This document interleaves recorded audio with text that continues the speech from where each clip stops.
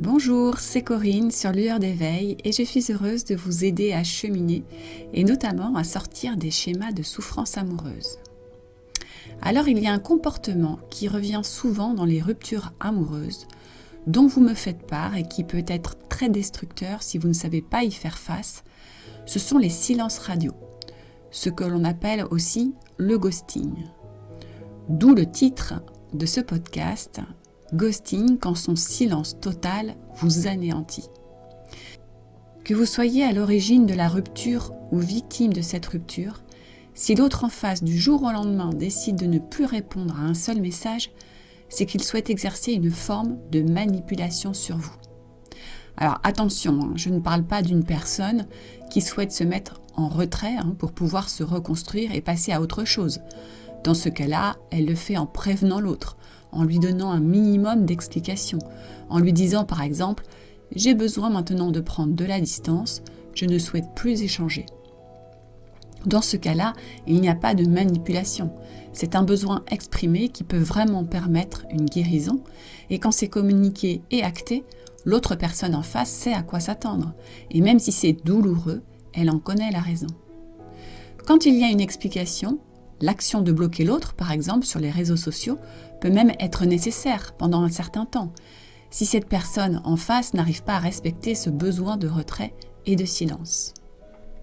En revanche, la manipulation commence quand du jour au lendemain, sans aucune explication, une personne disparaît et ne donne plus signe de vie.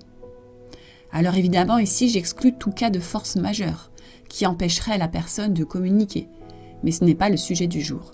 Là, on parle vraiment d'un silence volontaire. Ce qui est vicieux parfois, c'est que cette personne qui est dans le silence peut même lire vos messages, mais sans jamais y répondre. Il y a un intérêt pervers caché derrière ce type de comportement. Comme le disait l'écrivain George Bernard Shaw, le silence est l'expression la plus parfaite du mépris. Cette technique de ghosting n'est jamais excusable. C'est comme si du jour au lendemain, le personnage fuyant décidait d'ignorer l'autre totalement, comme s'il était un vulgaire objet qui n'a plus d'utilité. Il ne daigne même pas fournir un minimum d'explication. C'est une vraie technique de manipulation qui consiste à créer chez l'autre le manque et l'angoisse. C'est comme un silence assourdissant. Si vous êtes victime d'un tel comportement, plus vous serez en dépendance affective, plus il sera difficile de ne pas souffrir de cette situation. Alors il existe deux cas de figure. Dans le premier cas de figure, c'est vous qui êtes victime de la rupture amoureuse et l'autre vous a quitté du jour au lendemain sans donner aucune explication. Il s'est volatilisé. Alors pourquoi cette personne agit-elle ainsi ? Il y a plusieurs raisons à cela, mais déjà il faut vous dire que peu importe les excuses d'un tel agissement, un tel comportement sans respecter un minimum de communication bienveillante relève d'une personnalité très égocentrée. Ce sont généralement des personnes qui sont incapables d'affronter leurs responsabilités. Donc même si c'est douloureux pour vous, dites-vous bien qu'il vaut mieux qu'une telle personne sorte de votre vie. C'est vraiment très important de comprendre ça. Alors quelles peuvent être les raisons d'agir comme cela ? Arrêter une relation en fuyant dans un silence total. D'abord, il peut s'agir d'une personne qui a peur de rompre et qui n'a même pas envie d'affronter la situation ni l'ex-partenaire. Elle préfère dans ce cas disparaître de la circulation. C'est un comportement plutôt lâche et qui révèle un grand manque d'empathie. Il peut s'agir aussi d'une personne qui a du mal à exprimer ses sentiments et son ressenti, et la fuite lui permet d'éviter cette étape. Alors encore une fois, cela n'excuse en rien ce comportement. Il suffit parfois de quelques mots bienveillants pour expliquer la raison de la rupture et ne pas laisser l'autre dans l'incompréhension. Et enfin, il peut aussi s'agir d'une personne qui a peur de l'engagement. Quand la relation devient plus sérieuse, une peur panique de l'engagement peut se manifester, mais là encore, ghoster l'autre risque de lui infliger une blessure inguérissable. Et c'est une nouvelle fois fuir la responsabilité d'expliquer pourquoi le fuyant ne souhaite pas s'engager. Dans tous les cas, l'absence d'explication est forcément une situation extrêmement douloureuse pour la personne laissée dans un silence pesant. Le deuxième cas de figure, c'est vous qui êtes à l'origine de la rupture. Et c'est tout à fait possible que dans ce cas-là, il y ait aussi ce phénomène de ghosting. Si vous êtes une personne équilibrée et empathique, vous avez expliqué pourquoi vous souhaitiez arrêter cette relation. Cela vous paraît évident de ne pas fuir sans aucune explication. Dans ce cas-là, si vous êtes en face d'une personne très égocentrée, qui est incapable de supporter l'idée d'être rejetée, cette personne pourra pratiquer le silence total et vous placer dans une position de victime. Alors, ce qu'il faut savoir, c'est que cette piste en particulier concerne principalement les pervers narcissiques.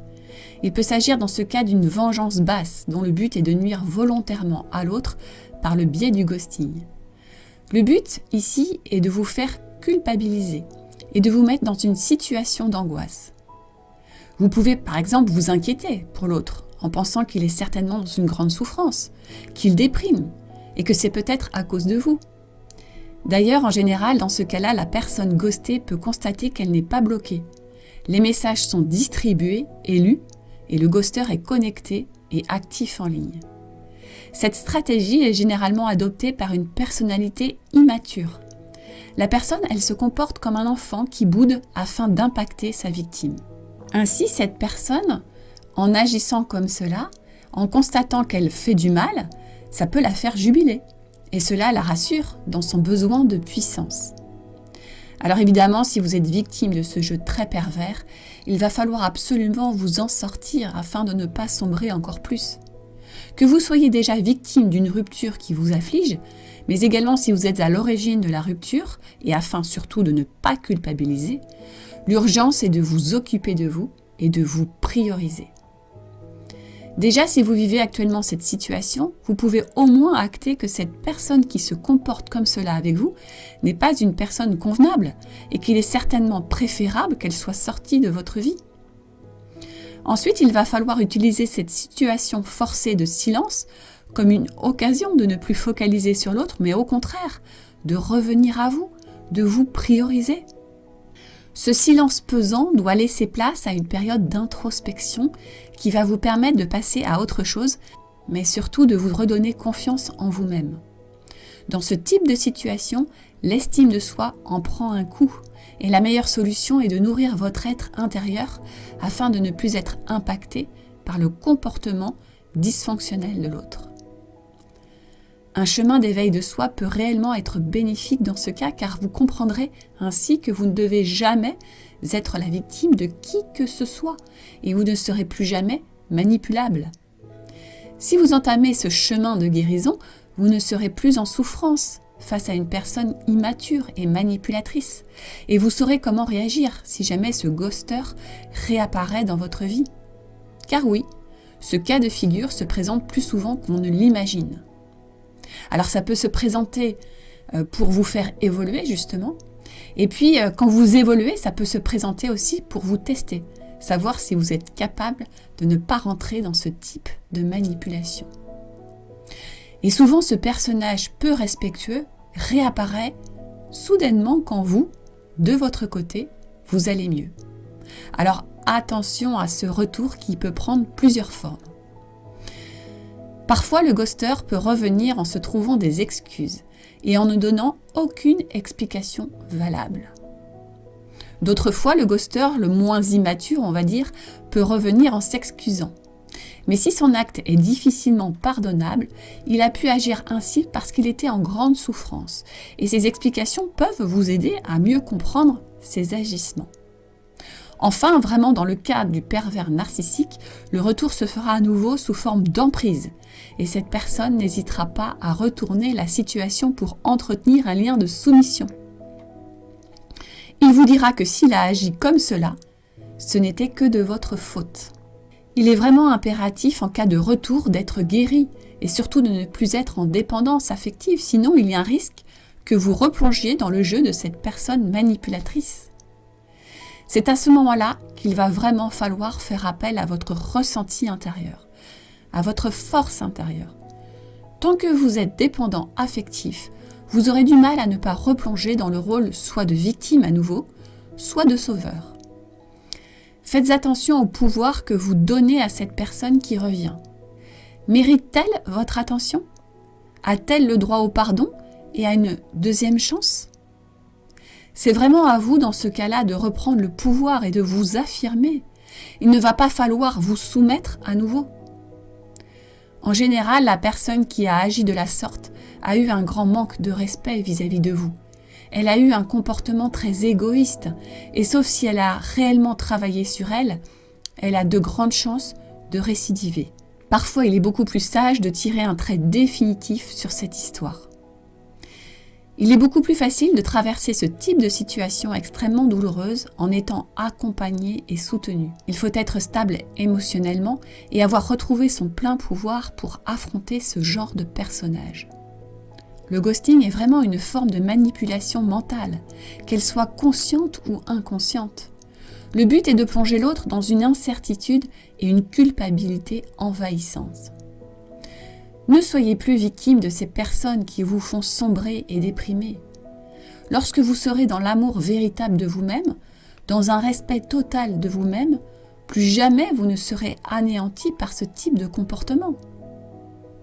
Si jamais il se présentait à vous, rapidement vous en auriez conscience et vous agiriez de la bonne façon pour arrêter cela et ne plus en être victime. Ce qu'il faut savoir, c'est que les manipulateurs trouvent leur proie chez des personnalités dépendantes affectivement et dans le non-respect d'elles-mêmes. Ces manipulateurs n'ont aucune prise sur une personne qui est équilibrée émotionnellement, qui est autonome dans l'amour qu'elle sait se procurer d'abord par elle-même.